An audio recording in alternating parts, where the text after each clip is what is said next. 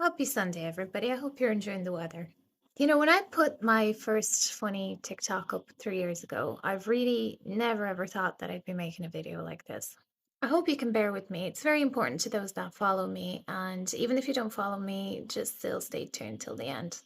I woke up on this lovely Sunday morning to an article written about me in the Sunday Times by the so-called journalist, John Mooney.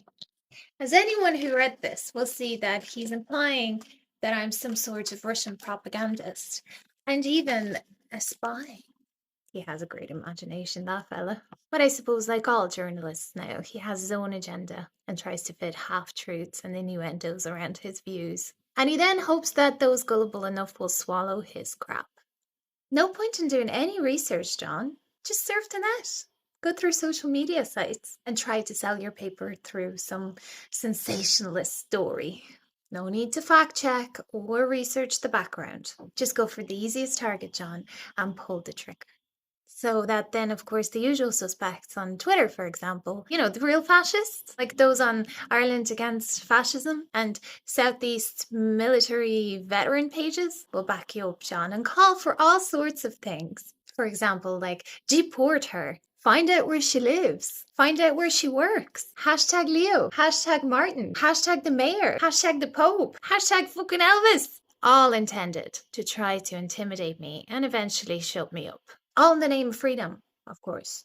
What a terrible indictment this is on the country and the world that we live in. I am a Russian living in Ireland nearly all her life. Yes, I'm patriotic.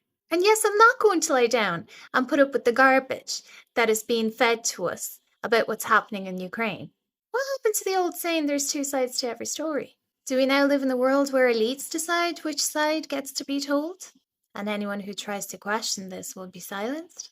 In 2003, America and Britain invaded Iraq under the excuse that Saddam Hussein had weapons of mass destruction. After it was exposed as a lie, they admitted that the real reason was to change the regime in that country. A sovereign country, thousands of miles away. Yet do you remember which side of the story was reported on? Was it the poor Iraqi people? No. The narrative then was all things Iraqi, bad. All things American, good.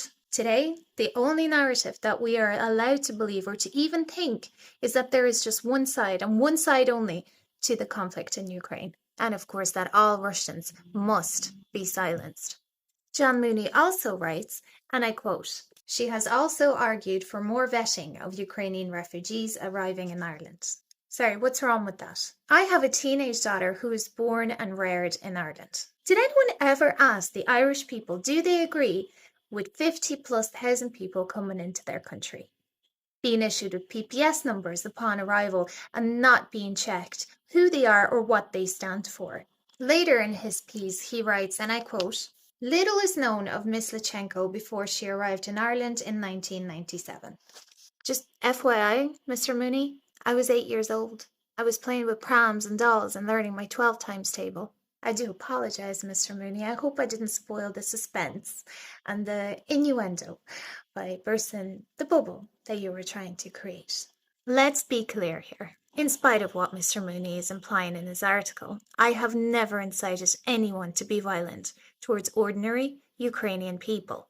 My grandparents on my dad's side were Ukrainian and Ukrainian Jews. Yet I'm being labelled as a fascist. It honestly would be so funny if it wasn't so serious. The only people that I have vented anger towards are the far-right element within the Ukrainians who are coming here. And even though the establishment doesn't want us to even whisper it, they do exist. And they are the ones I was highlighting in my original video. Of course, it was blown out of proportion and misinterpreted by actual fascists like Fascism Against Ireland and South military veteran Twitter accounts, and of course the mainstream media. Those people that have their own narrative. And if you disagree with them, God forbid, they will intimidate you, threaten you, hound you, and try and get you fired and silenced forever. The actual literal definition of fascist. So I'd like to finish the video by thanking John Mooney for exposing himself for who he really is. Not just a lazy journalist, but also a misogynist and a bully. He sent me 3 emails requesting an interview with me and requesting my photograph. each time trying to put more and more pressure on me to comply. I replied each time that I do not want any interviews or photos posted of me in a national newspaper to protect my daughter. His last email was a list of leading questions, including one that mentioned about having relatives that work in the Russian embassy. And again, I replied I do not consent about anything being written about me in a national newspaper for the reasons that I have given. And you can see how he twisted that one in the name of sensationalism. Also, every woman reading that article will know what I mean. And the irony is he gave it away in this very first sentence with her striking looks, cheeky personality, and an Irish accent. So is that how you form your opinion on women, is it, John? In the caption, you chose a comment that was made to me. Do Irish men really go near you where they know you are Russian? So in Mr. Mooney's view, that's all it really comes down to.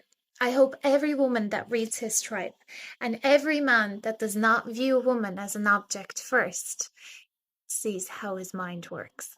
And I hope any woman out there who's joining those who are silencing and intimidating me has a long, hard think about who they are supporting. I'm going to end it here. I won't be making any follow-up videos regarding this, as I have said everything that I had to say. It saddens me that so many people have gone through so much trouble to damage me in every way possible, all because I spoke up and gave the other side in what's supposed to be a country that has free speech. But I'm also really, really heartened by all of you who support me. And I want you to know that real fascists won't silence me, and I will continue to speak. I never asked for any of this. It was literally shoved down my neck. So now I'm putting this piece of rubbish in the bin with its misogynistic innuendos and motivations behind it. Actually, I might use it for the cast toilet.